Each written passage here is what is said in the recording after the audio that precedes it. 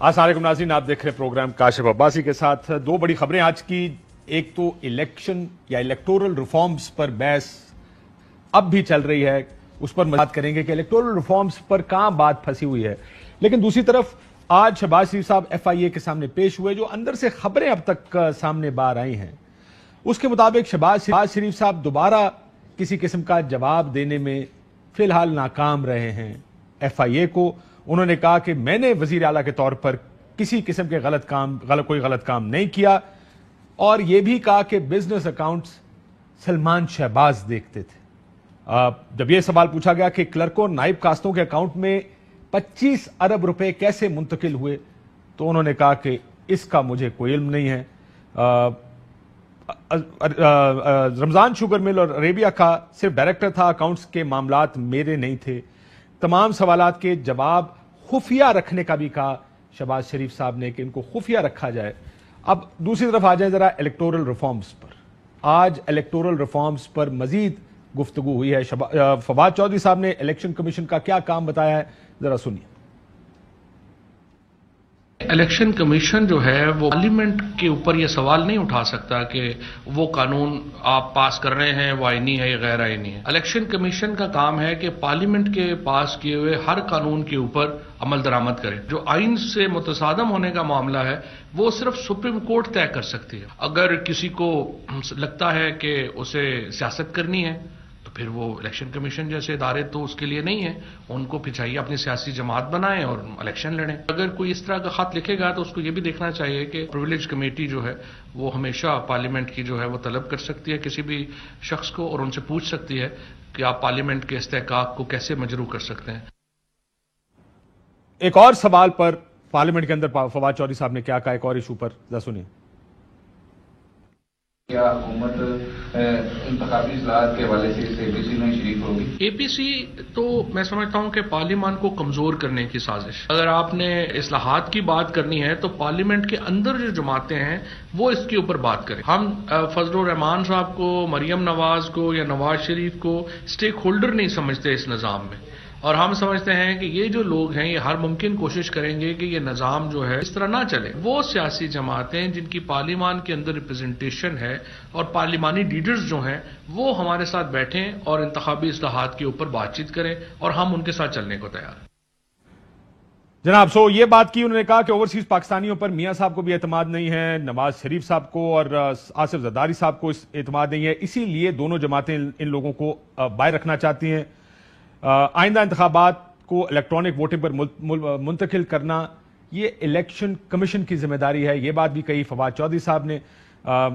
اس پر بات کرتے ہیں اپنے آج کے پروگرام میں. اور جو پہلی بات کی تھی الیکشن کمیشن کا جو کام ہے اس پر عثمان ڈار صاحب ہمارے ساتھ موجود ہیں، بہت شکریہ آپ کا. طلال چودھری صاحب ہمارے ساتھ ہیں، بہت شکریہ آپ کا. اور سینیٹر پلوشا ہمارے ساتھ موجود ہیں پاکستان پیپلز پارٹی سے، آپ کا بھی بہت بہت شکریہ. اب مسئلہ یہ طلال صاحب سب سے پہلے آپ سے شروع کرتے ہیں. جی مسئلہ یہ کہ کل بھی ہم اس پہ بات کر رہے تھے کہ کیا یہ اختیار کس کا اختیار ہے.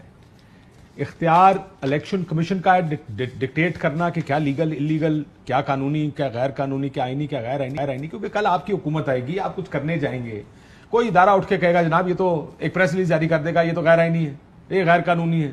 آپ کا کام ہے قانون بنانا. کیونکہ جس وقت ایک پریس ریلیز میں آپ کے سامنے رکھتا ہوں، یہ پریس ریلیز بڑی دلچسپ ہے. اس میں جب یہ کہا گیا تو یہ لکھا ہوا اس میں کہ الیکشن کمیشن کا کام، یہ الیکشن کمیشن کی اپنی پریس ریلیز ہے 2021 5 مارچ کی، کہ الیکشن کمیشن کا کام آئین اور قانون کے مطابق چلنا ہے، قانون پاسبانی کرنا ہے، آئین بنانا یا آئین قانون بنانا نہیں ہے. ہم ایک تو اختیار بھی ان کو دے رہے ہیں، دوسرا الیکشن کے ریفارمز کیوں نہیں کرنا چاہتے آپ لوگ؟ بیٹھے ہیں اکٹھے کریں ریفارمز، بات چیت کریں سارے آپس میں. بسم اللہ الرحمن الرحیم. کاشف صاحب، ایک تو سب سے بڑا جو معاملہ ہے نا، ایکچولی کئی دفعہ ہم نا ریفارمز کے نام پر نا جی کئی چیزوں کو کارپیٹ کے نیچے ڈال رہے ہوتے ہیں. یعنی ریفارمز پہ تو نہیں لکھا کہ 6 بجے پولنگ ایجنٹ نکال دیں.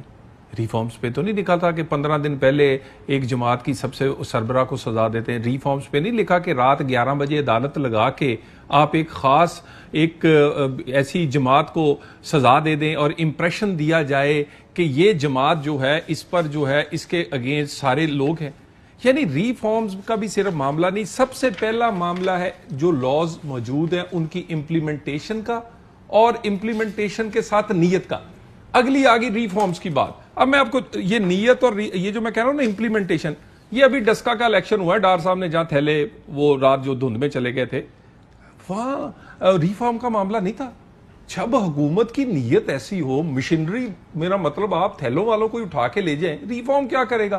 یعنی وہ ساری رات آئی جی کو فون کرتے رہے. میں میرے مکمل اور ساری رات آج تک پرابلم کیا ہوتا ہے, ہم نے دیکھا الیکشن کمیشن انکوائری کر رہا, لیکن انکوائری کی کوئی رپورٹ سامنے نہیں. میں گزارش کر امپلیمنٹ کریں اس چیز کو, لکھیں اگر کوئی اپنی جگہ سے غائب ہوا اس کی ایک انکوائری ہوگی اور سزا دی جائے گی. اگر پریزائڈنگ افسر نہ پہنچا وقت پر اس کو سزا دی جائے گی, اگر کوئی اور باہر بیرونی وجہ ہو تو اس کو سزا دی جائے گی. یہ چیزیں, یہ لوپ ہولز پلگ کرنے پڑیں گے نا. یہ ہے پریزائڈنگ افسر کو 3 سال سزا ہو سکتی ہے. کاشف صاحب آج تک دی نہیں گئی.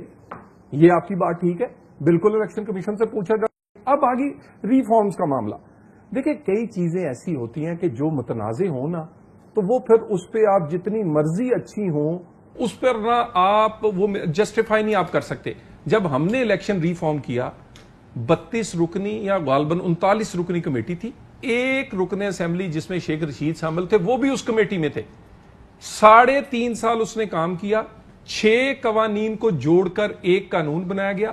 ایک میں اس پہ یونینیمس, میرے بھائی کی جماعت نے 1.5 سال اس میں شرکت نہیں کی کیونکہ یہ دھرنے میں مصروف تھے, لیکن ہم نے وہ یہ نہیں کیا کہ یہ اب کیونکہ باہر ہیں, اکثریت ہمارے پاس ہے تو راتوں رات پاس کر دیں. ہم نے 1.5 سال ان کا انتظار کیا واپسی کا. یہ ایک اسٹیک ہولڈر ہے, میں کہتا ہوں چھوٹے ہیں یا بڑے ہیں.